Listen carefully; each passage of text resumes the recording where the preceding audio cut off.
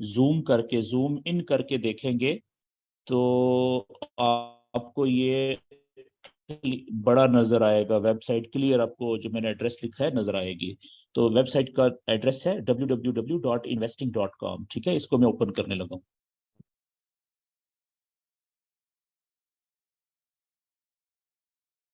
Okay, ये देखें, ये इस वेबसाइट का कुछ लेआउट है, इसका जो मेन पेज है या होम पेज जिसे आप कहते हैं।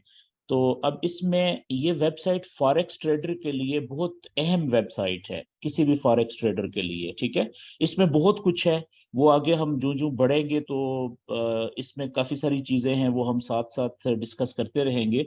लेकिन अभी जो आज के लिए जो इम्पोर्टेंट चीज़ है वो ये है कि आप देखें यहाँ पे investing.com का ये सर्च इंजन बना हुआ है, सर्च का खाना बना हुआ है। ठीक है, आप यहाँ पे क्लिक करें, आप फॉरेक्स के किसी भी पेयर को आप यहाँ पे उसकी सिंबल लिखेंगे, उसका चार्ट ओपन हो जाएगा, लाइव जो चार्ट चल रहा है। ठीक है जी, वो यहाँ पे ओपन हो जाएगा। पिछले सेशन में हमने देखा था कि एक तो हमारे पास ऑप्शन ये है ना कि हम किसी भी चीज, किसी भी पेयर का जो चार्ट है वो हम MT5 की स्क्रीन के ऊपर ओपन कर सकते हैं। आज मैं आपको बताने लगा हूं कि MT5 की स्क्रीन के अलावा आप अपने लैपटॉप के ऊपर, कंप्यूटर के ऊपर या मोबाइल के ऊपर, गूगल के ऊपर एक वेबसाइट आपको बता रहा हूँ, यहाँ पे भी आप किसी भी पेयर का चार्ट ओपन कर सकते हैं और लाइव चल रहा होगा। ठीक है जी। तो यहाँ पे आप देखें investing.com बड़ा बड़ा लिखा हुआ है, इसके आगे जो सर्च का खाना है यहाँ पे मैं अब लिखने लगा हूँ गोल्ड का, मिसाल के तौर पे XAU। ठीक है, गोल्ड की सिंबल और अमेरिकन जो डॉलर है उसके साथ इसका पेयर में USD।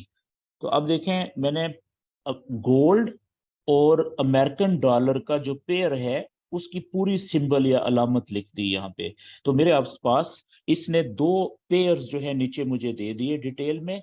जो पहला पेयर है देखें, वो कह रहा है gold spot US dollar spot. Gold spot का मतलब होता है रियल गोल्ड।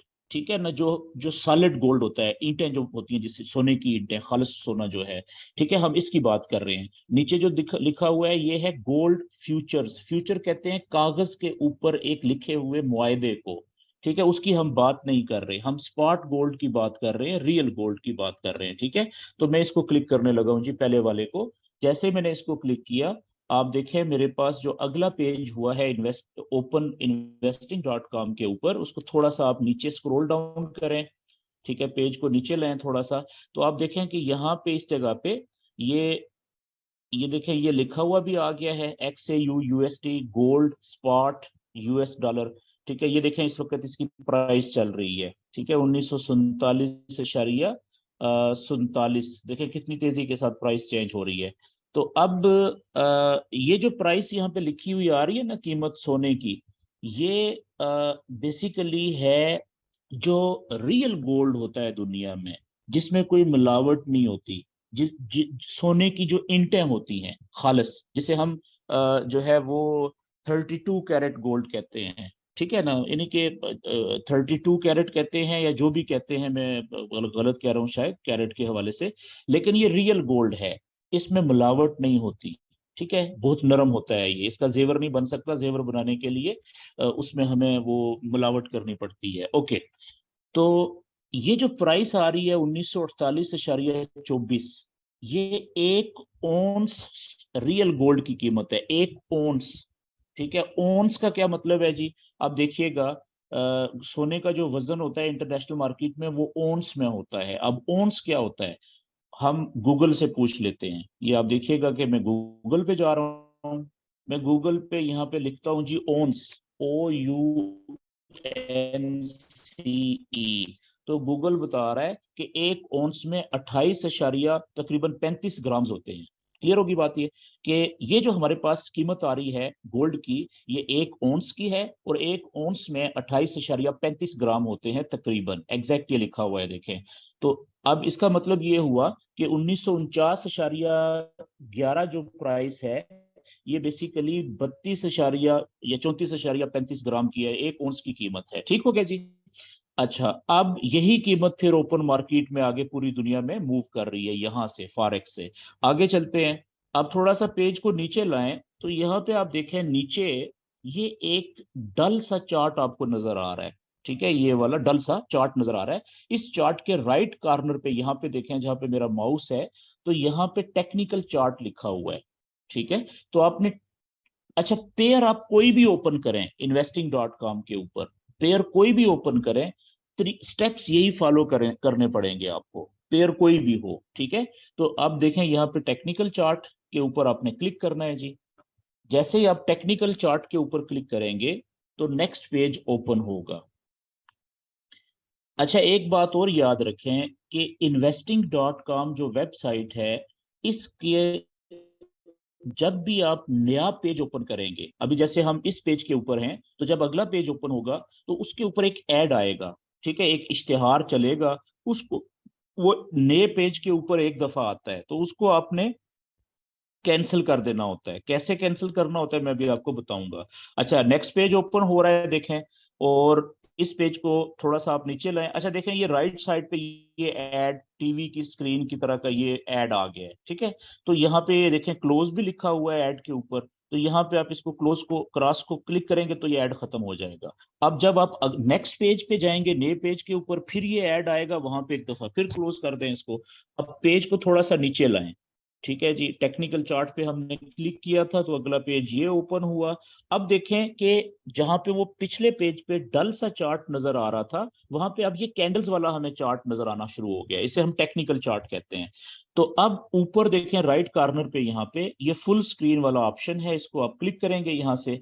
तो अब आप देखें जी, आपके सामने यहाँ पे आ गया एक हमारे पास क्या, बड़ी स्क्रीन के ऊपर जो है वो गोल्ड का चार्ट हमारे सामने आ गया, कैंडल्स वाला। मुझे एक सेकंड दे दें, मेरी कुछ ट्रेड्स लगी हुई थी, मैं वो क्लोज कर दूं गोल्ड में, क्योंकि प्रॉफिट में आ गई है।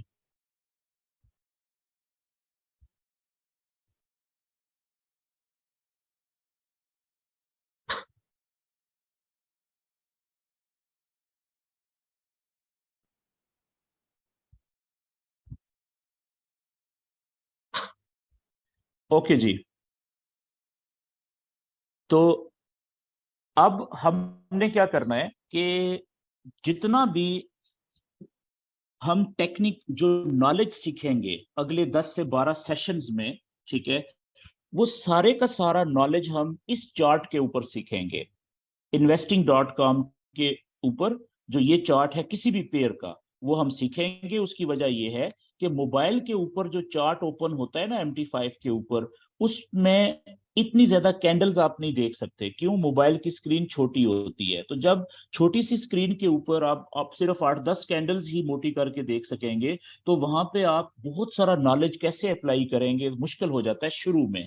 तो सीखेंगे हम इसके ऊपर ताकि समझ आपको सब प्रॉपर आ जाए। उसके बाद अगर आप यही नॉलेज जो आप सीखेंगे अगले 10-12 सेशंस में, वो मोबाइल की स्क्रीन के ऊपर MT5 पे भी आप अप्लाई करना चाहेंगे तो वहां पे भी हो जाएगा। वो भी मैं आपको तरीका बताऊंगा। ठीक हो गया जी। अच्छा, अब आपने एक चीज नोट करनी है।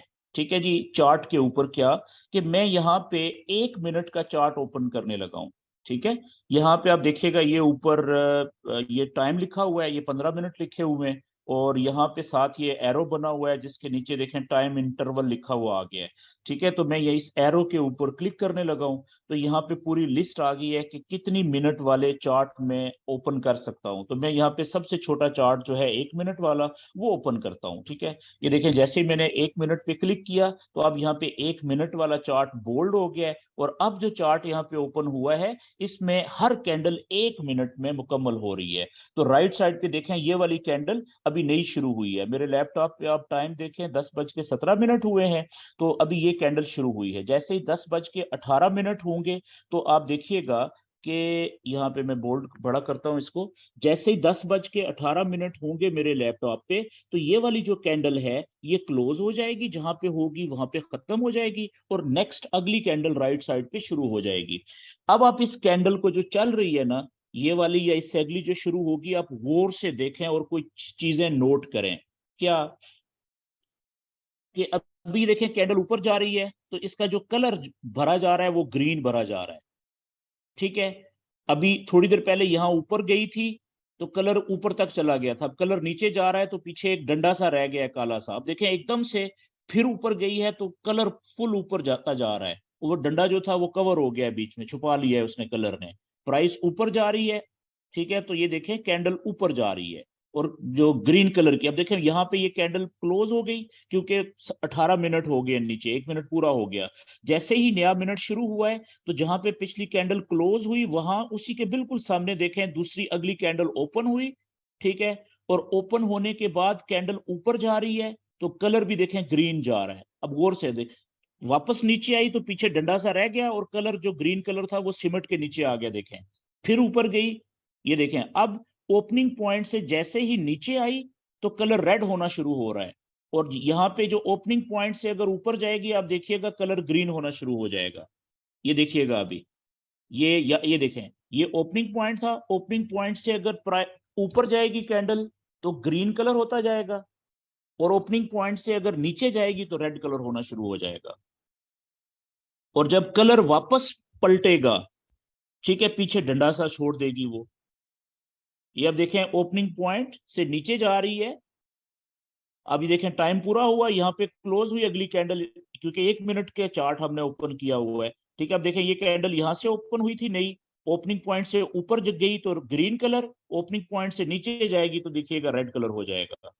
ये देखें ओपनिंग पॉइंट से नीचे गई जैसे ही तो रेड कलर। अब जितना भी नीचे जाती जाएगी ना, ठीक है, वो रेड कलर ही बनाती जाएगी। जैसे ही वापस पलट के ऊपर आएगी पीछे लंबा डंडा छोड़ के आएगी, ठीक है, और कलर सुकड़ जाएगा। और जैसे ही ओपनिंग पॉइंट से ऊपर जाएगी तो फिर ग्रीन कलर होना शुरू हो जाएगा। ये देखें कितना नीचे गई और रेड कलर देखें कितना नीचे चला गया। और वापस पलटी है ऊपर तो पीछे देखें वो थोड़े सा जो है वो डंडा सा ब्लैक कलर का जो है वो छोड़ गई है। अभी वापस ये देखें, ये देखें अब कितना ये डंडा कितना इसने लंबा सा छोड़ा है, ठीक है जी। अब इस चीज को हम थोड़ा सा डिटेल में समझने की कोशिश करते हैं। ये आप देखें कि इस कैंडल को देखें जो पिछली क्लोज हो गई है, कि ओपन कहां पे हुई थी, इस जगह पे ऊपर जहां पे मेरा ये माउस है, ठीक है। ओपन होने के बाद ये पहले ऊपर गई थी, यहां तक ग्रीन कलर हुआ था, वापस नीचे आई, ठीक है, तो ये पीछे डंडा छोड़ दिया इसने।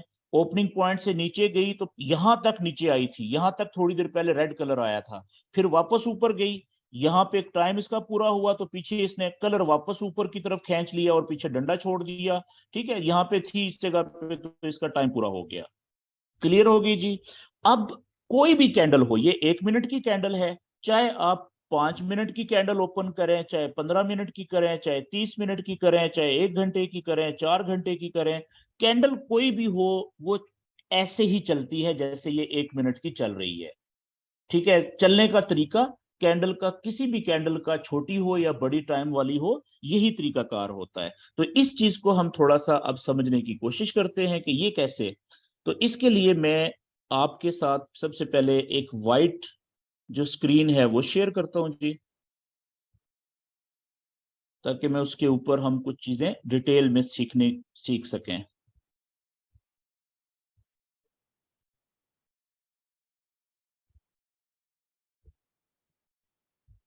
ओके। अच्छा जी, याद रखने वाली बात यह है कि किसी भी कैंडल के, मैं यहां पे लिख देता हूं, एक मुकम्मल कैंडल के 4 बॉडी पार्ट्स होते हैं। बॉडी पार्ट्स यानी हिस्से। बॉडी पार्ट्स का मतलब हिस्से होते हैं। अब इसमें आपने दो चीजों पे फोकस करना है। एक मैंने लिखा है मुकम्मल कैंडल, इसका मतलब है कि सारी कैंडल मुकम्मल नहीं होती, कंप्लीट कैंडल्स नहीं होती, कुछ इनकम्प्लीट कैंडल्स भी होती हैं। और दूसरा 4 बॉडी पार्ट्स, ठीक है, ये दो चीजें। ओके जी। अब याद रखने वाली बात यह है कि जब भी कोई कैंडल, हम 1 मिनट की कैंडल की बात कर लेते हैं, शुरू होती है ना, जिस जगह से शुरू होगी उस जगह को हम उस कैंडल का ओपनिंग पॉइंट कहते हैं। मिसाल के तौर पे एक कैंडल यहाँ पे शुरू हुई इस जगह पे, ये जो मैंने सीधी लाइन खींची है, इस जगह को उस कैंडल का हम ओपनिंग पॉइंट कहेंगे। ओपनिंग पॉइंट चार्ट में उसको लिखेंगे ओपन, ठीक है। और शार्ट अगर करना चाहें तो सिर्फ ओ से लिखेंगे। कैंडल के ऊपर कहीं पे भी ओ लिखा हुआ आपको नजर आएगा, इसका मतलब होगा कि ये कैंडल का ओपन पॉइंट है या ओपनिंग पॉइंट है, ठीक है जी। अच्छा, अब आप देखिएगा, थोड़ी देर पहले जो मैंने आपको लाइव दिखाया चार्ट के ऊपर, आपने क्या देखा कि फर्ज करें जब ये कैंडल यहाँ पे ओपन हुई, अगर जो कैंडल है ओपनिंग पॉइंट से ऊपर जा रही थी, जितना ऊपर जा रही थी, तो वो उसका कलर क्या हो रहा था, ग्रीन। आप देख चुके हैं लाइव कि जितना ओपनिंग पॉइंट से ऊपर प्राइस या कैंडल जाती जाएगी, ठीक है, उतना उसका ये जो ग्रीन कलर है वो ऊपर जाता जाएगा, ऐसा ही है ना, ठीक है। एक चीज तो आपने ये देखी, और दूसरी चीज आपने ये देखी कि फर्ज करें कि ये यहां तक ये कैंडल पहुंच गई ग्रीन कलर की इस जगह तक, और यहां से एकदम से वापस कैंडल नीचे आई, रिवर्स हुई। जब कैंडल यहां से रिवर्स होगी,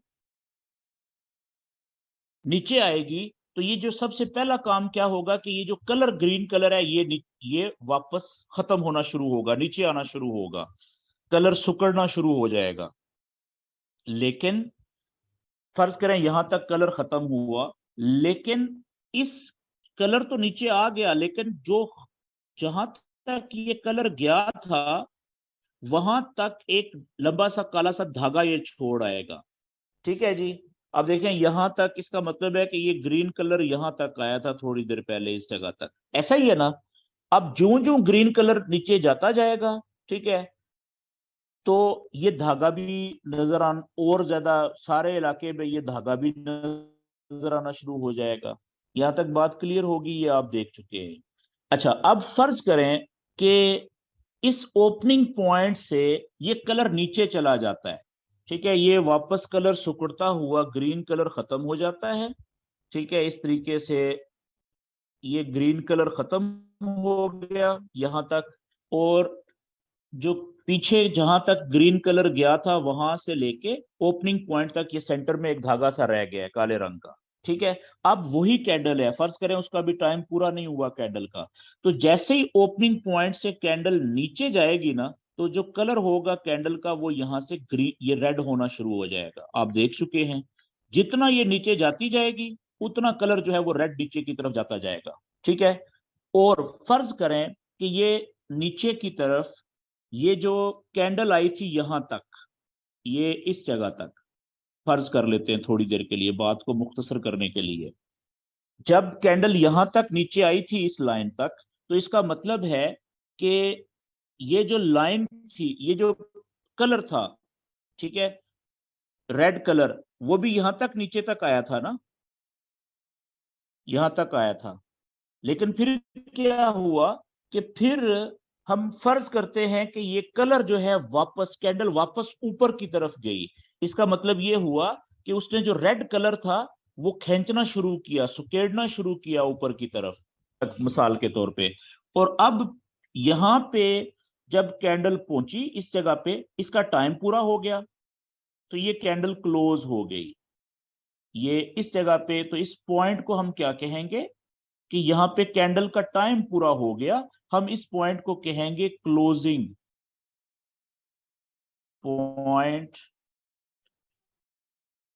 ऑफ कैंडल, ठीक है जी। और शॉर्ट में इसको लिखेंगे क्लोज ऑफ कैंडल, और शॉर्ट करना है तो इसको हम सी में लिख देंगे, ये समझने के लिए मैं लिख रहा हूं, ठीक है। लेकिन एक बात आप देखें कि ये कैंडल नीचे जब आई थी तो यहां तक आई थी, इस जगह तक, वापस ऊपर आई, क्लोज यहां पे हुई, लेकिन ये अपने पीछे ये निशान छोड़ गई है ये धागे का सेंटर में, ठीक है जी। और इसी तरीके से ये ऊपर भी जब गई थी तो यहां तक गई थी, और अपने पीछे जब वापस ये नीचे गई तो ये धागे का निशान पीछे छोड़ गई है, ठीक है ना। तो अब देखें कि दो पॉइंट तो ये हो गए कैंडल के। एक हो गया ओपनिंग पॉइंट, जिसको हम शॉर्ट में ओ से कहेंगे, लिखेंगे, और एक हो गया क्लोजिंग, जहां पे कैंडल क्लोज हुई, इसको हम लिखेंगे सी से। ठीक है जी। अब दो पार्ट इसके, या दो पॉइंट्स और भी हैं। कौन से? एक पॉइंट वो है कि जहां पे कैंडल सबसे हाई पॉइंट इसने बनाया था। तो आप देखें कि इसका, इस कैंडल का सबसे ऊंचा पॉइंट ये वाला है जी। तो इस कैंडल, जो सबसे ऊंचा पॉइंट है इस कैंडल का, उसको हम कहेंगे हाई पॉइंट ऑफ कैंडल, या इसको सादा सिर्फ हाई कहेंगे, हाई ऑफ कैंडल, या इसको और सादा कर ले तो एच के तौर पे लिखेंगे हम। ठीक है जी। तो इसको हम लिख देंगे एच, कि ये कैंडल का हाई है, हाई पॉइंट है। एच का हाई का मतलब हाई पॉइंट। इसी तरीके से ये कितने पार्ट्स हो गए जी कैंडल के? एक, दो, तीन हो गए। अब चौथा पॉइंट जो है वो क्या है, कि ये देखें, ये कैंडल सबसे नीचे, सबसे लो पॉइंट कहां तक आई थी? ये यहां तक आई थी। ठीक है, इस मिसाल में। तो इस जो सबसे नीचे वाला पॉइंट है, इसको हम कहेंगे लो, कैंडल का लो पॉइंट। इसको शॉर्ट में आप कैंडल का लो भी कह सकते हैं, सिर्फ लो, और शॉर्ट करें तो एल से लिख सकते हैं इसको।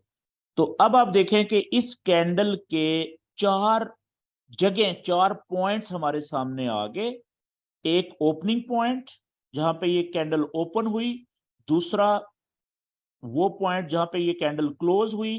तीसरा लो पॉइंट कर लें पहले, या हाई पॉइंट कर लें, ये तीसरा हो गया, और ये हाई चौथा पॉइंट हो गया। तो इसके चार पॉइंट्स हो गए एक कैंडल के, मुकम्मल कैंडल के।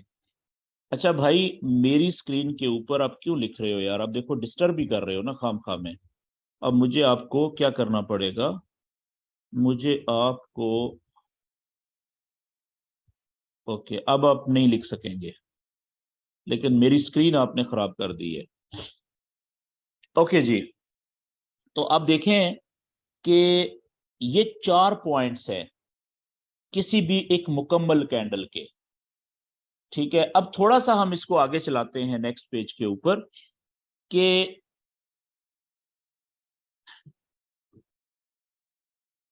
फर्ज करें कि,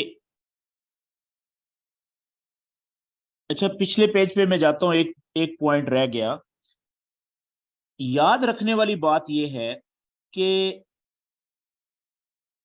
किसी भी कैंडल, जब कोई कैंडल क्लोज हो जाती है, जब कोई कैंडल मुकम्मल हो जाती है, उसका टाइम पूरा हो जाता है, तो वो प्रिंट हो जाती है ना चार्ट के ऊपर। ठीक है, अगली कैंडल शुरू हो जाती है, पिछली प्रिंट होती जाती है, रिकॉर्ड का हिस्सा बनती जाती है, और नई कैंडल जो है वो चलती, ओपन होती रहती है, क्लोज होती रहती है।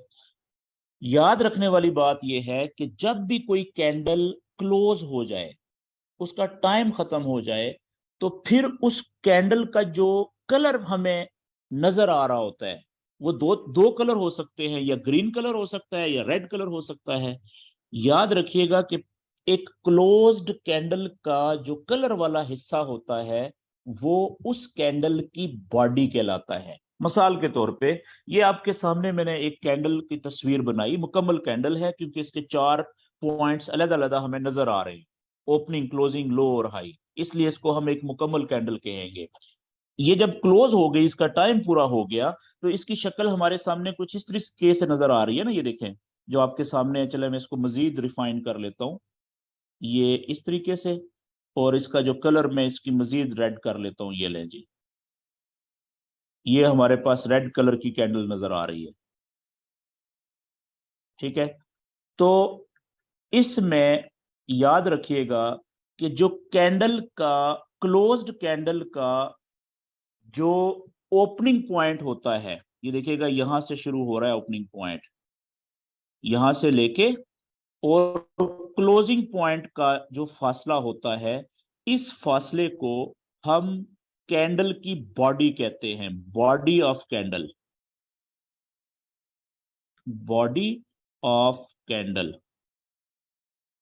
यानी ये रंगदार हिस्सा, यहाँ पे तो ये कलर, इस ये बॉडी कहां से कहां तक है? ये सारी बॉडी है, जो ये यहाँ तक रंग वाला हिस्सा है, रेड वाला, इसको हम कैंडल की बॉडी कहेंगे। ये दो कलर्स की हो सकती है, एक रेड कलर की और या ग्रीन कलर की।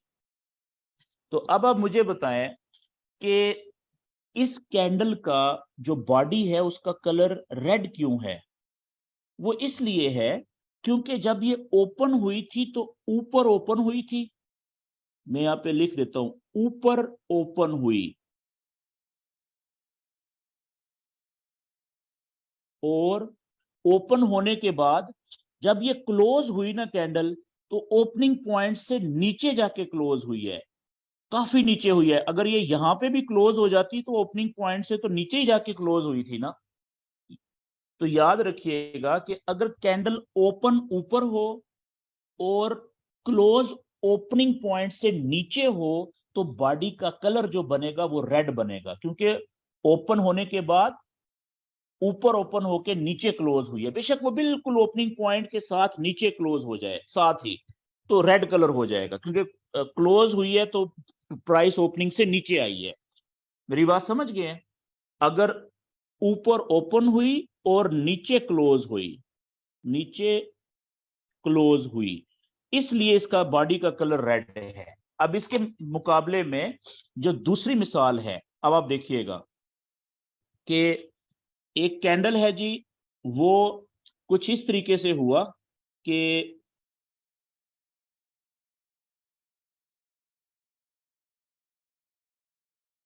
ये कैंडल बनाई, ये कैंडल ओपन हुई थी यहां पे, ये इस जगह पे ओपन हुई थी और क्लोज हुई इस जगह पे। ये इसका हो गया लो और ये इसका हो गया हाई पॉइंट। अब मुझे बताएं कि इसकी जो बॉडी है वो कहां से कहां तक है।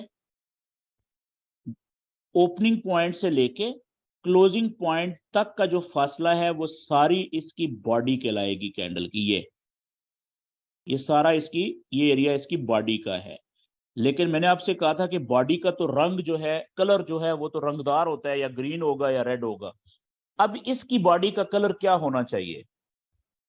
रेड होना चाहिए कि ग्रीन होना चाहिए? इसका होगा जी ग्रीन। क्यों?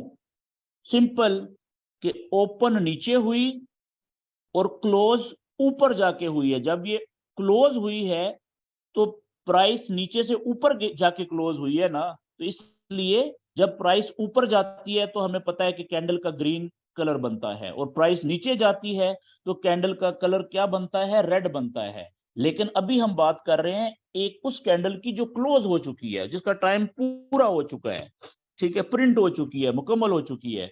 तो उसकी बॉडी का कलर, अगर वो ओपन नीचे हुई और क्लोज ऊपर जाके हुई, तो उसकी बॉडी का कलर ग्रीन होगा। और अगर थोड़ी देर पहले जो हमने देखी थी कैंडल, उसमें रेड कलर क्यों था?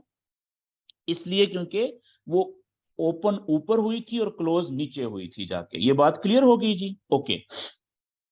तो इसकी जो बॉडी है वो होगी यहां से लेके और यहां तक, ये सारी है बॉडी ऑफ कैंडल।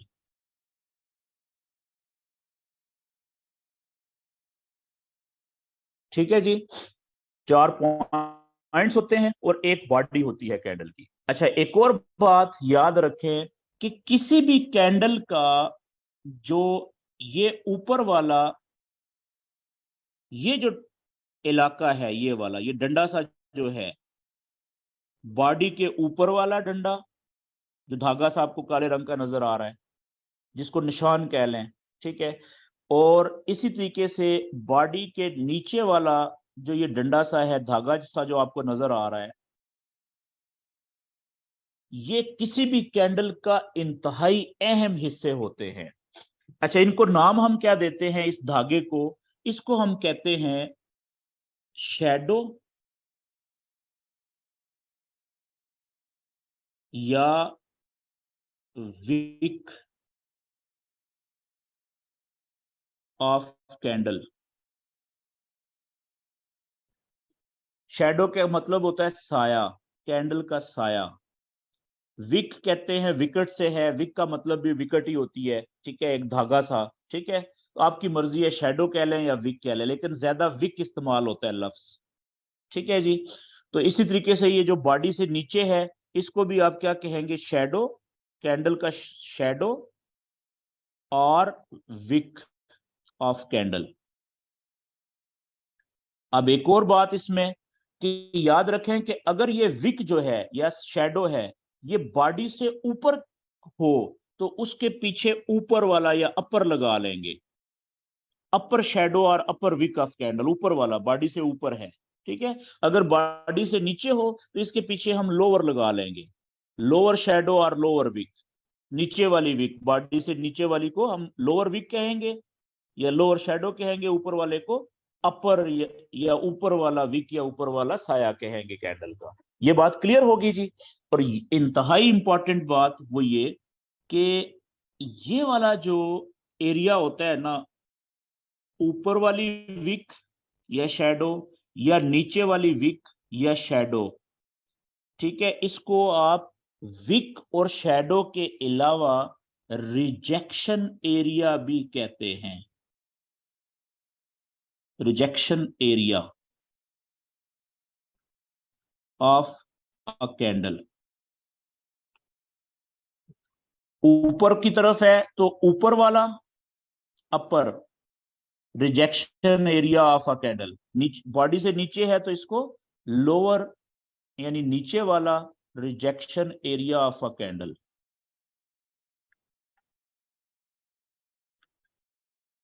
ओके जी।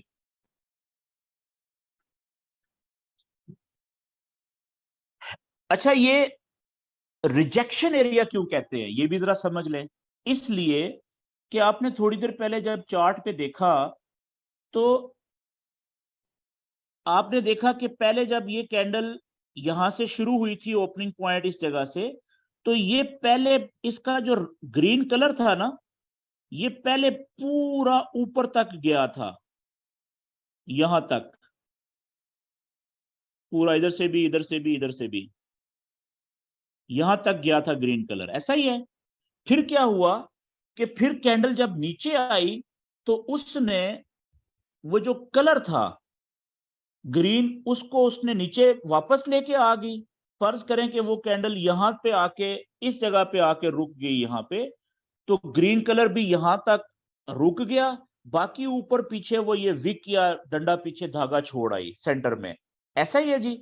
तो इसका मतलब ये हुआ कि पहले कैंडल ऊपर गई थी, पहले ऊपर गई थी, ऊपर जाने को हम ग्रीन कलर से शो कर रहा हूं मैं एरो, लेकिन फिर जब इस पॉइंट पे पहुंची, जो ऊपर ये काली लाइन मैंने लगाई हुई है यहाँ पे, ये वाला पॉइंट जो था, इस लाइन से या इस पॉइंट से ऊपर नहीं जा सकी कैंडल, बल्कि यहां से क्या हुआ, फिर उल्टे पांव वापस पलटी, वापस भागी नीचे की तरफ। कैंडल जब नीचे आती है, कैंडल का मतलब होता है कीमत, क्योंकि कैंडल कीमत को बता रही होती है ना कि कीमत ऊपर जा रही है या नीचे जा रही है, ठीक है। तो इसलिए हम कैंडल को प्राइस कहते हैं, कीमत कहते हैं, कहने की हद तक, समझने की हद तक, ठीक है जी। अच्छा, तो अब देखें कि इसलिए ये रिजेक्शन एरिया है कि इस एरिया में पहले जो कीमत है या कैंडल है, पहले ऊपर गई यहां तक और फिर वापस उल्टे पैरों या उल्टे कदमों वापस भागी, इसलिए इसको रिजेक्शन एरिया कहते हैं। और इसी तरीके से नीचे की तरफ बात कर लें कि नीचे ओपनिंग पॉइंट से नीचे पहले जब ये प्राइस या कैंडल नीचे आई थी ना यहां तक, तो इसका सारा कलर रेड था, लेकिन जब वापस पलटी ऊपर, प्राइस ऊपर गई, ठीक है, तो फिर क्या हुआ, प्राइस ऊपर गई यहां से, तो वो जो रेड कलर था वो सिमट के वापस चला गया, ओपनिंग पॉइंट यहां पे था, ओपनिंग पॉइंट पे आके वो रेड कलर खत्म हो गया और ऊपर गई तो इसका ग्रीन कलर होना शुरू हो गया। तो इसलिए इस एरिया को नीचे वाला कैंडल का रिजेक्शन एरिया या रिट्रेसमेंट का एरिया कह लें, वापस पलटने का, रिजेक्शन या रिट्रेसमेंट, ये एक नया लफ्ज में लिख देता हूं यहां पे, रिजेक्शन को आप रिट्रेसमेंट भी कहते हैं, रिट्रेसमेंट, ठीक है। रिजेक्शन का भी और रिट्रेसमेंट का भी मतलब क्या है, वापस पलटना, जितना आप ऊपर गए थे उतना ही वापस चले जाना, ठीक है, या जितना नीचे गए थे उतना ही वापस ऊपर आ जाना, ठीक है। उसको रिट्रेसमेंट भी कहते हैं या रिजेक्शन भी कहते हैं। ये बात क्लियर होगी जी यहाँ पे? ओके, जल्दी से आगे। अगली बात कि बात मैंने की थी कि क्या सारी कैंडल्स मुकम्मल होती हैं, कंप्लीट होती हैं? नहीं जी, ऐसा नहीं है, ठीक है। कैंडल कैंडल होती है, एक कैंडल की बेतहाशा शक्लें आपको चार्ट पे नजर नजर आएंगी। वो कैंडल जो मुकम्मल हो चुकी होगी। कैसे? मिसाल के तौर पे एक कैंडल ओपन हुई यहाँ पे, ये इस कैंडल का ओपनिंग पॉइंट है जी, यहाँ पे ओपन हुई, और मिसाल के तौर पे 1 मिनट की कैंडल है, ठीक है, और ओपन होने के बाद ये मूव ही नहीं हुई। इस 1 मिनट में प्राइस ज्यादा मूव ही नहीं हुई, कैंडल मूव ही नहीं हुई, बल्कि क्या हुआ, जैसे ही ओपन हुई और थोड़ी सी ऊपर गई, मिसाल के तौर पे यहां तक गई ऊपर, तो इस जगह पे थी तो इसका टाइम पूरा हो गया यहाँ पे। तो इसका क्लोजिंग पॉइंट कौन सा हुआ फिर? ये इसका क्लोज हो गया यहाँ पे। अब इस कैंडल की ये भी कैंडल है, 1 मिनट की या 1 घंटे की या जितना भी इसका टाइम था, लेकिन इसकी शक्ल कैसे बनेगी? इसकी शक्ल देखें बनेगी कि इस कैंडल की सिर्फ बॉडी है। बॉडी का मतलब ओपनिंग पॉइंट से लेके क्लोजिंग पॉइंट तक इसका जो कलर होगा वो इतना ग्रीन होगा बस। ये ऐसे, ये भी एक कैंडल है, देखिए एक कैंडल की शक्ल ये भी आपको नजर आएगी। इसको भी आप कैंडल ही कहेंगे क्योंकि 1 मिनट या एक इसका अपने टाइम जितना भी था वो इसने पूरा किया, लेकिन इसकी देखें लोअर और जो लो पॉइंट और हाई पॉइंट कोई नहीं बना, इसका कोई विक्षिक नहीं है, ठीक है। ये भी एक कैंडल की शक्ल है। अब आप देखिएगा एक कैंडल की शक्ल ये होगी, इस तरीके से भी आपको नजर आएगी कि यहाँ पे ओपन हुई, ओपन होने, ये ओपनिंग पॉइंट है इसका, ओपनिंग, ओपन होने के बाद ये ऊपर गई यहां तक, ग्रीन कलर पूरा यहां तक गया था, लेकिन फिर ये वापस आई नीचे, जो ग्रीन कलर था ये सुकेड़ती हुई खींचती हुई वापस, और बिल्कुल ये जब इसका टाइम पूरा हुआ ना, क्लोज हुई, तो ओपन पॉइंट के बिल्कुल ऊपर आके ये क्लोज हुई जी, यहाँ पे बिल्कुल ऊपर आके। तो आप मुझे बताएं कि इसकी बॉडी का कलर क्या होगा? कुछ भी नहीं, ब्लैक, क्योंकि इसमें जगह ही नहीं है, गैप ही नहीं है ओपन और क्लोज। ओपनिंग पॉइंट और क्लोज पॉइंट के दरमियान में अगर कोई जगह होगी तो उसको आप बॉडी कहेंगे ना। जैसे देखें यहाँ पे ये सारी बॉडी थी इसकी कैंडल की, बॉडी ऑफ कैंडल, ऐसा ही है। लेकिन इस मिसाल में तो बॉडी तो है ही कोई नहीं, क्योंकि ओपनिंग और क्लोजिंग पॉइंट के दरमियान में फासला ही कोई नहीं है, बिल्कुल ओपन के ऊपर ही क्लोज हो रही है। तो ये भी एक शक्ल है कैंडल की, इस शक्ल को भी आप कैंडल ही कहेंगे। अब इसमें क्या है, ओपन और क्लोज एक ही पॉइंट पे हो गए, और इसका ये हाई पॉइंट है यहाँ पे, और ऊपर इसकी सारी ये ऊपर वाली विक है या रिजेक्शन है ऊपर वाली, नीचे कुछ भी नहीं है। ये भी एक कैंडल की शक्ल आपको नजर आएगी। इसी तरीके से इस तरीके से भी कैंडल की शक्ल आपको नजर आएगी कि ये ओपन हुई यहाँ पे, ओपन होने के बाद, ठीक है, यहां से ही कैंडल नीचे आई यहां तक, उसके बाद ऊपर गई, और जब इसका टाइम पूरा हुआ थोड़ी सी ऊपर जाके यहाँ पे वापस इस जगह पे आके क्लोज होगी, ये इस जगह पे, ये लें जी। अब इसकी ये क्लोजिंग पॉइंट है, तो अब ओपन और क्लोज के दरमियान में फासला हो गया, ठीक है। तो इसका कलर क्या होगा? नीचे ओपन हुई, क्लोज ऊपर हुई, तो इसका मतलब है कि ये ओपन होने के बाद ऊपर जाके क्लोज हुई है, तो ग्रीन कलर आएगा इस तरीके से बॉडी का, ये बॉडी है इसकी। और इसका जो रिजेक्शन एरिया है बड़ा, वो नीचे की तरफ है, ठीक है जी। इसका ये लो पॉइंट हो गया, और ये देखें इसका ये वाला हाई पॉइंट है इसका ऊपर। इस तरह की भी शक्ल है। तो कहने का मतलब है कि कैंडल की मुख्तलिफ शक्लें आपको नजर आएंगी, और एक कैंडल मिसाल के तौर पे ओपन यहाँ पे हुई, ठीक है, ओपन होने के बाद सीधी ऊपर ही गई है, ठीक है, और यहाँ पे जाके क्लोज हुई है। कितनी बड़ी इसने बॉडी बनाई है इस कैंडल की, देखें सिर्फ बॉडी है ग्रीन, और कुछ भी नहीं है। ये भी एक मुकम्मल कैंडल है, क्योंकि वो जैसे ही ओपन हुई उसने जनाब ऊपर ही मूव कर लिया, और प्राइस ऊपर जाके और ऊपर ही जा रही थी, रास्ते में क्लोज हो गई, ठीक है। इसी तरीके से कुछ कैंडल आपको इस तरीके से भी नजर आएगी कि यहाँ पे ओपन हुई, ओपन होने के बाद ऊपर गई, ठीक है, ऊपर जाने के बाद फिर नीचे आई और नीचे जा रही थी तो यहाँ पे जाके क्लोज हो गई। तो इसकी देखें कि कितनी बड़ी आपको बॉडी नजर आएगी और सारी रेड कलर की। ये इसका ओपनिंग पॉइंट था, ये इसका क्लोजिंग पॉइंट है और ये इसका हाई पॉइंट है। तो कहने का मतलब है कैंडल की शक्लें मुख्तलिफ आपको नजर आएंगी। तो हर कैंडल को आप कैंडल ही कहेंगे। कुछ कैंडल्स मुकम्मल होंगी और कुछ नामुकम्मल होंगी, और हर कैंडल की अपनी एक अहमियत होती है। यहां तक बात क्लियर होगी जी। जैसे मिसाल के तौर पे जल्दी से अब आप देखें कि लाइव चार्ट को हम देखते हैं। तो ये आप लाइव चार्ट देखें, इस चार्ट में आप देखें आपको मुख्तलिफ शक्लों की कैंडलें नजर आ रही हैं। ये चेक करें, ये वाली शक्ल देखें, ये वाली देखें, ये भी कैंडल है, ये भी कैंडल है, ये भी कैंडल है। ये 1 मिनट का चार्ट है, आप 5 मिनट का ओपन कर लें, उसमें भी आपको देखें मुख्तलिफ किस्म की कैंडल्स की शक्लें नजर आ रही हैं। ये चेक करें, ये भी एक कैंडल है, देखें ये भी कैंडल है, ये देखें नीचे ये भी सारी कैंडल्स हैं, टोटल कैंडल्स। बड़ी 1 घंटे के चार्ट ओपन कर लें, इसमें देखें आपको कैंडल्स की मुख्तलिफ शक्लें नजर आ रही हैं। ये देख रहे हैं ऊपर वाली विकें भी विक्स नजर आ रही हैं, नीचे वाली विक्स नजर आ रही हैं। अब अच्छा, मिसाल के तौर पे यहाँ पे हम बात करते हैं किस कैंडल की, इस कैंडल की हम बात कर लेते हैं, ये वाली कैंडल। इसका ओपनिंग पॉइंट कहाँ पे है जी?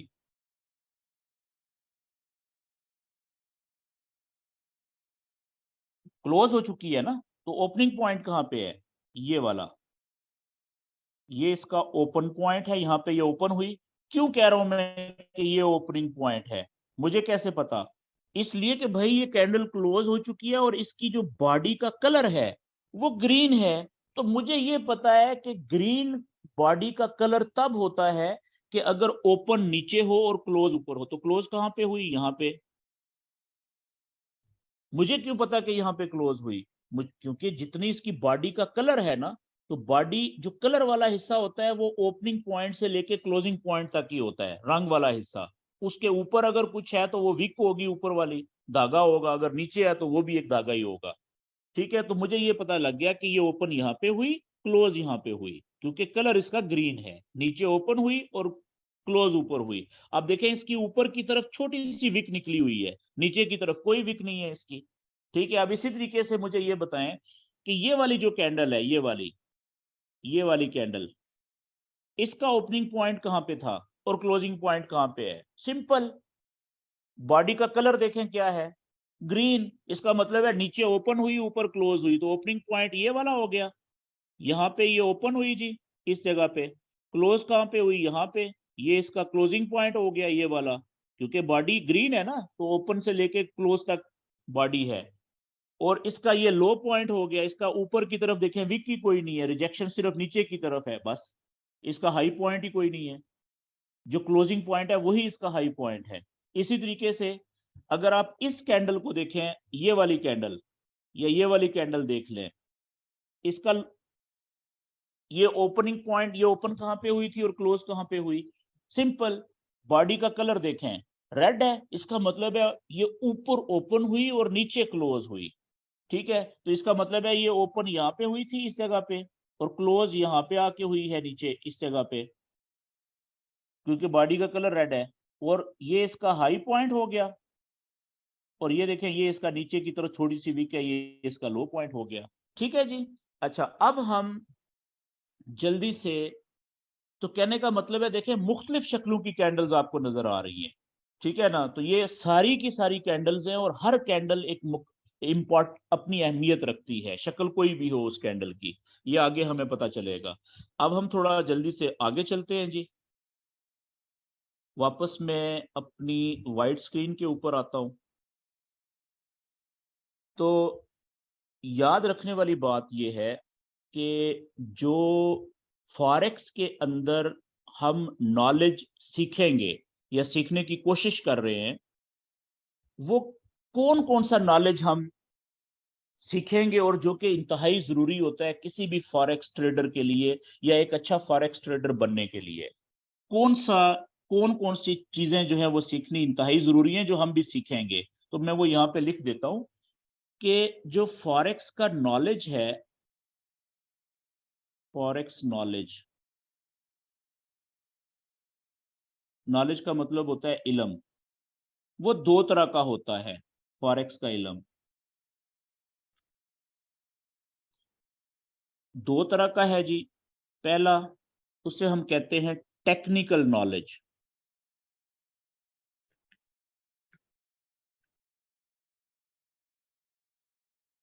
और ये पहली किस्म होगी, और दूसरी किस्म जो है उसको हम कहते हैं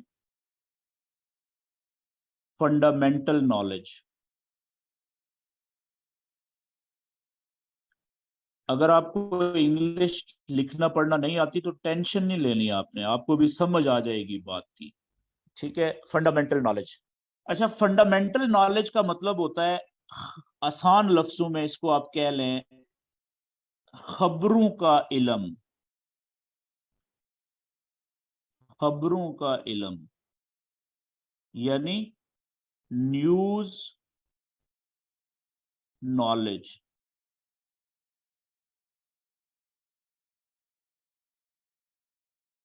ठीक है जी, बम धमाका हो गया, या सैलाब आ गया, जलजला आ गया किसी जगह पे, किसी मुल्क में, या किसी मुल्क में गवर्नमेंट खत्म हो गई, कब्जा हो गया, ठीक है, कू हो गया, फौज ने कर लिया, या एक गवर्नमेंट खत्म हुई है, ठीक है, दूसरी गवर्नमेंट आ गई है, वगैरह वगैरह। ठीक है, इलेक्शन हुए हैं, एक पार्टी जो पहले हुकूमत में थी वो अब खत्म हो गई है, दूसरी नई हुकूमत बन गई है नई पार्टी की। ये सारी की सारी बेतहाशा किस्म की खबरें हैं। ठीक है, मिनिस्टर मर गया है, एक मुल्क ने दूसरे मुल्क पे हमला कर दिया है, किसी मुल्क ने मिसाइल का जो तजर्बा है, एक्सपेरिमेंट, वो कर लिया है, कामयाब हो गया है, वगैरह वगैरह। ठीक है, वो खबरें सियासी भी हो सकती हैं, वो खबरें जो हैं वो कोई तबाही वाली भी हो सकती हैं, वो खबरें कोई मुआशी भी हो सकती हैं। ठीक है ना। तो ये सारी की सारी खबरें जो है ये फॉरेक्स के जो पेयर्स होती हैं उनके ऊपर असरअंदाज होती हैं, असर डालती हैं। इन खबरों की वजह से जो पेयर्स होते हैं वो ऊपर भी जा सकते हैं बड़ी स्पीड से, और उनकी कीमत ऊपर भी जा सकती है और नीचे भी जा सकती है। ठीक है, इस इल्म को, खबरों के इल्म को हम कहते हैं फंडामेंटल नॉलेज। ये एक नॉलेज की एक किस्म है फॉरेक्स में। दो नॉलेज होते हैं, एक फंडामेंट ये है, और दूसरा जो है टेक्निकल नॉलेज है। ठीक है, तो हम इन इंशाल्लाह अगले जो 10-12 सेशंस हमारे होंगे एक एक घंटे के रोजाना, तो उसमें हम कोशिश ये करेंगे कि ये दोनों नॉलेज सीखें, हम इस पोजीशन में आ जाएं कि हम फिर किसी को सिखा भी सकें आगे। ठीक है जी। तो अब जो टेक्निकल नॉलेज है जिसको हम शुरू कर, आज हमने कर दिया है, जो कैंडल के बॉडी पार्ट्स पढ़े हैं, ये टेक्निकल नॉलेज में आता है। ठीक है, इसके अंदर कौन कौन सी चीजें हैं जो हम ज्यादा जरूरी हैं, जो हम हमें लाजम सीखनी चाहिए। पहली चीज इसमें आती है जी, स्पोर्ट एंड रेजिस्टेंस क्या होती है। ठीक है, और दूसरा कि स्पोर्ट एंड रेजिस्टेंस के लेवल्स क्या होते हैं। ठीक है, तीसरी चीज हम पढ़ेंगे कि ट्रेंड लाइंस क्या होती हैं। उसके बाद हम पढ़ेंगे चैनल्स क्या होते हैं। ठीक है, उसके बाद हम पढ़ेंगे ब्रेकआउट्स क्या होते हैं। उसके बाद हम पढ़ेंगे कि ये सप्लाई और डिमांड जोन्स क्या होते हैं। ठीक है, ये सारे का सारी चीजें जो हैं ये हम स्टेप बाय स्टेप पढ़ेंगे, और कुछ चीजें ऐसी हैं जो हम एक सेशन में नहीं पढ़ेंगे, बल्कि दो दो तीन तीन सेशन हमें उसकी बात करनी पड़ेगी, प्रैक्टिस करनी पड़ेगी, ताकि हमें बात की सही समझ आ सके और हम इस काबिल हो सकें कि उससे हम फायदा उठा सकें। तो ये सारे का सारा चीजें हम पढ़ेंगे। इस सारी जो नॉलेज है, ठीक है, ये सारा जब हम 10-12 सेशन जब हमारे मुकम्मल हो जाएंगे, तो फिर हमें फायदा क्या होगा ये सारा कुछ सीखने का। ठीक है, हमें इसका फायदा ये होगा कि हमें ये सब कुछ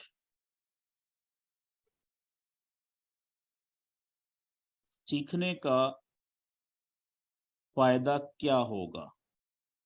असल बात ये है, ऐसा ही है ना। मैं इस सवाल का जवाब देने लगा हूं। इसका फायदा ये होगा इस सारी चीजों का। अच्छा, शर्त ये है, ये फायदा कब होगा जो मैं नीचे लिखूंगा। शर्त ये है कि जितना मैं सिखाऊं, अच्छा मेरे पास नॉलेज कुछ ज्यादा नहीं है, पहली बात आप ये जहन में रख लें। ठीक है, मैंने भी जिस तरह से आप सीख रहे हैं ना आज, ठीक है, मैंने भी इसी तरीके से किसी से सीखना शुरू किया था। फिर कुछ बातें मुझे एक बंदे की समझ लगी थोड़ी सी, कुछ दूसरे की अच्छी लगी, कुछ तीसरे की समझ आ गई, कुछ चौथे की समझ आ गई। तो इसी तरीके से 2-4 सालों के बाद मैंने कहा कि यार जितना मुझे आता है मुझे भी सिखाना चाहिए दोस्तों को फ्री में। ठीक है, बस मेरा नॉलेज इतना सा है, मैंने कहीं से प्रॉपर नहीं सीखा हुआ, और मैं कोई बहुत बड़ी तोप नहीं हूँ बिल्कुल भी। तो आप जब ये सारा कुछ आप भी सीख लेंगे तो आप मुझसे बेहतर हो जाएंगे। आप कहेंगे कि जी अता साहब से बेहतर तो मैं जानता हूँ। मेरी बात समझ गया ना। तो ये सिंपल सी चीजें हैं, हर कोई सीख सकता है, इसमें कोई रॉकेट साइंस नहीं है। लेकिन आपके लिए जरूरी बात क्या है, वो ये है कि जितना आप रोजाना सीखें, जितनी आपको रोजाना समझ आए, उसकी आपने प्रैक्टिस करनी है अपने डेमो या फ्री अकाउंट के ऊपर। MT5 का जो आपका फ्री वाला अकाउंट है ना, उसके ऊपर आपने उसको अप्लाई करना है। जितना मैं बताऊंगा ना कि ऐसे अप्लाई करें, ठीक है, जितनी भी आपको समझ आई उसके मुताबिक, अपनी समझ के मुताबिक आपने उसकी प्रैक्टिस जरूर करनी है। तब आपको ये सारा फायदा होगा जो मैं नीचे लिखने लगा हूं अभी। इस सारे इल्म का फिर फायदा क्या होगा। इसका फायदा ये होगा, हम सही जगह से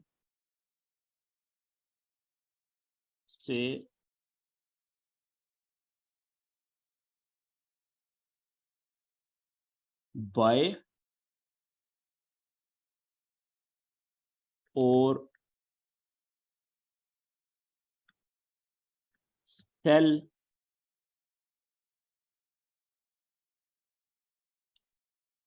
की ट्रेड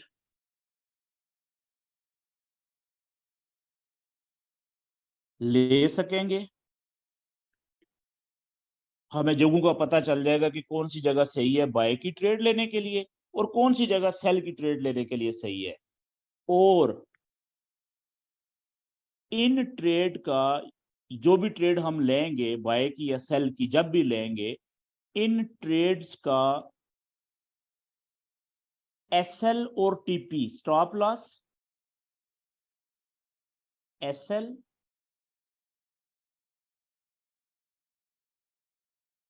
और TP जो होती है वो वैसे ब्लू में लिखी जाती है, चले TP की सही जगह कौन सी है, सही जगह कौन सी है, इसका हमें पता चल जाएगा, इसका पता चलेगा। तो इसका, जिस बंदे को फॉरेक्स में ये चीजें आ जाएं कि उसको ये पता चल जाए कि बाय की ट्रेड लेने के लिए सही जगह कौन सी है जहां से बाय की ट्रेड लें, या सेल की ट्रेड लेने के लिए सही जगह कौन सी है जहां से वो सेल की ट्रेड ले, और ट्रेड बाय की हो या सेल की हो, उसकी TP कहाँ पे रखनी चाहिए उसको, और उसका SL कहाँ पे रखना चाहिए। ठीक है, स्टॉप लॉस के वो नुकसान में, थोड़े नुकसान में ट्रेड खुद ब खुद क्लोज हो जाए। अगर किसी को ये चार चीजें समझ आ जाए, पता चल जाए, ठीक है ना, प्रैक्टिस करने के बाद, सीखने के बाद, तो वो एक बहुत अच्छा और बहुत कामयाब फॉरेक्स ट्रेडर बन जाता है। उसको फिर दुनिया में कुछ और रिज़्क रोजी कमाने के लिए, चाहे वो करे उसकी जो भी काम कर रहा है, लेकिन अगर कुछ भी नहीं कर रहा तो सिर्फ फॉरेक्स ट्रेड ही उसके लिए काफी होती है, चाहे वो दुनिया में कहीं पे भी हो। ठीक है, पैसे उसके अकाउंट में चाहे कितने भी क्यों थोड़े हों ज्यादा हों, इससे फर्क नहीं पड़ता। मेरी बात समझ रहे हैं। उसका जो टारगेट है, ठीक है ना, जितना वो कमाना चाहता है उससे ज्यादा उसको फॉरेक्स ट्रेडिंग दे देती है। सिंपल सी बात ये है। ये बात क्लियर होगी जी। ओके। तो आज हमारा जो पहला, जो टेक्निकल नॉलेज का चीज मैं आपको बताना चाह रहा हूं वो है कि सपोर्ट और रेजिस्टेंस क्या होती है। यहां से हम शुरू करते हैं। सपोर्ट एंड रेजिस्टेंस ये क्या होती है। उर्दू में रेजिस्टेंस का जो मतलब है ना, रेजिस्टेंस का मतलब होता है रुकावट, और सपोर्ट का मतलब भी होता है रुकावट। लेकिन इसकी जब तशरीह करेंगे तो कुछ इस तरीके से इसका मतलब निकलेगा। सपोर्ट ऐसी रुकावट को हम कहेंगे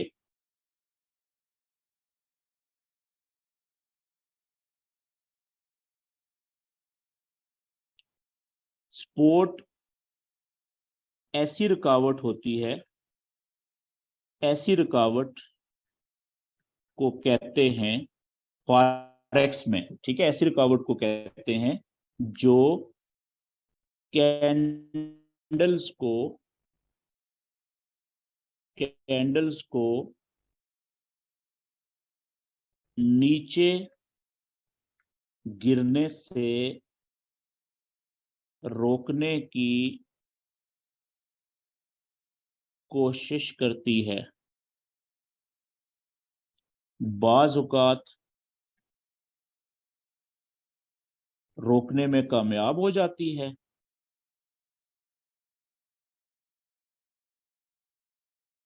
कामयाब होती है, और बाज औकात नहीं होती कामयाब, बाज औकात नहीं होती। ये इसको सपोर्ट कहते हैं जी फॉरेक्स में। ये ऐसी रुकावट होती है कि जो कैंडल्स को नीचे गिरने से रोकने की कोशिश करती है। जरूरी नहीं है कि वो लाजम उसको रोकने में कामयाब हो जाए, बाज औकात वो रोकने में कामयाब भी हो जाती है रुकावट, ठीक है, और बाज औकात नहीं भी होती। मिसाल के तौर पर, अच्छा अब इसके बदले में जो रेजिस्टेंस है वो कौन सी रुकावट है, ठीक है, ये जो रेजिस्टेंस है ना, ये ऐसी रुकावट को कहते हैं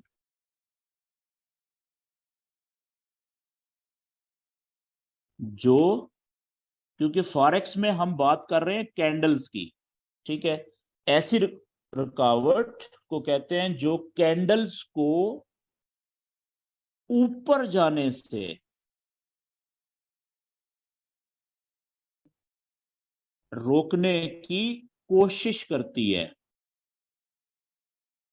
ठीक है। बाज कभी वो कामयाब होगी रोकने में, और कभी वो कामयाब नहीं होगी, नाकाम हो जाएगी, जैसे मैंने इधर लिखा है, ठीक है, आगे सेम। तो ये है जी फर्क बुनियादी। अब चार्ट के ऊपर मैं आ जाता हूं कि हमें कैसे पता लगेगा कि ये चार्ट के ऊपर सपोर्ट कहां पे है और रेजिस्टेंस कहां पे है। बहुत सिंपल है, ठीक है जी, मैं स्टेप्स लिख देता हूं यहां पे, बहुत आसान है कि हम क्या करेंगे कि सबसे पहले हम 1 डे का चार्ट ओपन करेंगे, 1 डे का चार्ट ओपन करेंगे, ठीक है, और फिर हम देखेंगे कि फिर हम देखेंगे कि किस जगह पर ज्यादा कैंडल्स ऊपर जाते हुए रुक गई हैं, ठीक है, उस जगह को हम रेजिस्टेंस कहेंगे।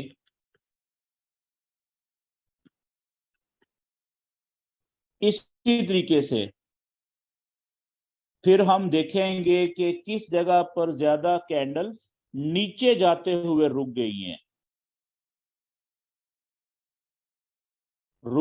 हैं, तो उस जगह को हम क्या कहेंगे जी, उस जगह को हम सपोर्ट कहेंगे।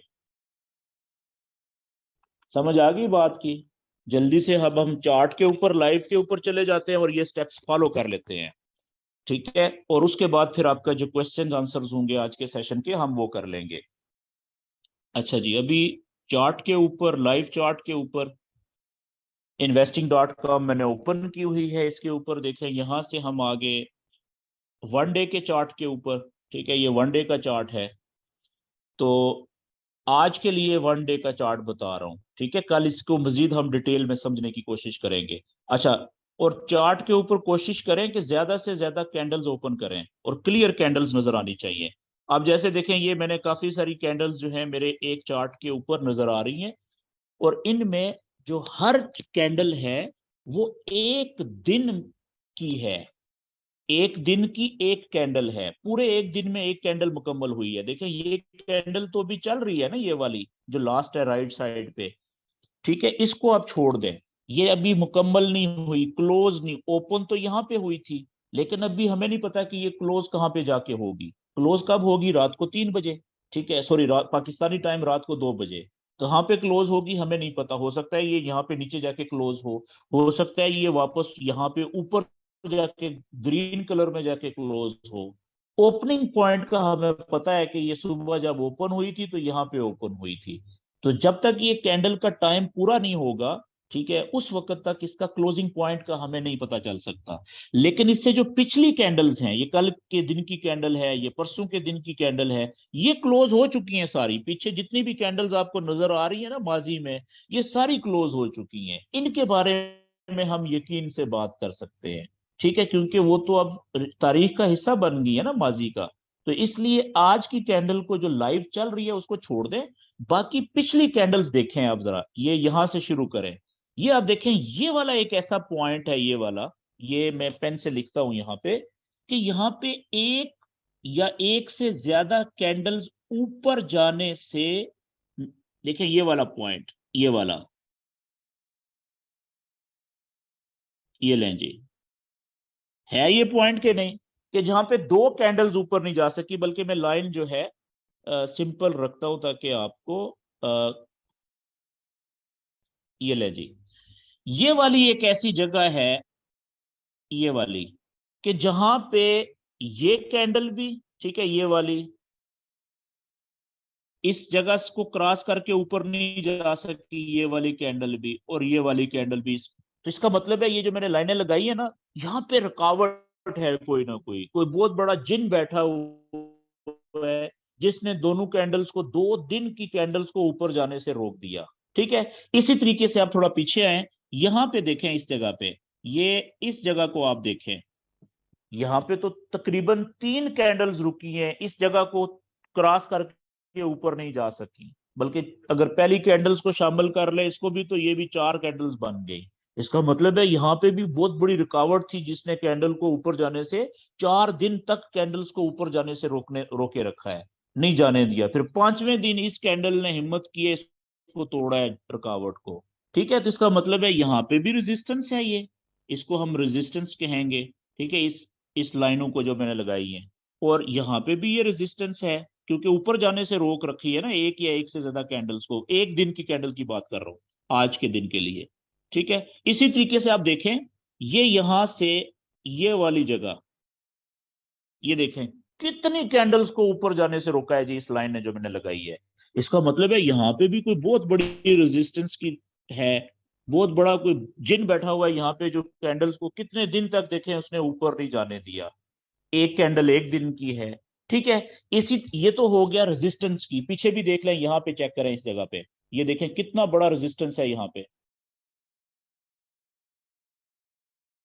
ठीक है, अब स्पोर्ट की बात कर लेते हैं। तो स्पोर्ट ऐसी रुकावट है जो कैंडल को नीचे जाने से रोकने की कोशिश कर रही है, कभी कामयाब होती है कभी नहीं होती, जैसे रेजिस्टेंस है।